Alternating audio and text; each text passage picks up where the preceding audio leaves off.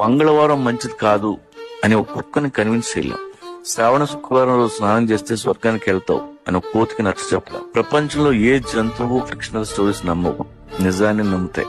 కానీ ఈ బూడిది రాస్తే దెయ్యం రాదు అంటే మనం నమ్ముతాం. ఈ రాయి లోపల పెట్టుకో ప్రపంచాన్ని ఏళ్తామంటే మనం నమ్ముతాం. మనిషి మైగ్రేట్ అయిన నాడు బానే ఉన్నాడు. 7,000 సంవత్సరాల క్రితం వ్యవసాయం కనిపెట్టాడు. ఆ తర్వాత వేట మానేశాడు.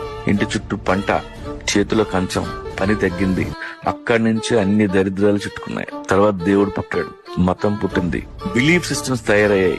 వాటి మధ్య పెరిగాం. క్వశ్చన్ చేసే ధైర్యం లేదు. నలుగురితో నారాయణ, గుంపుతో గోవింద.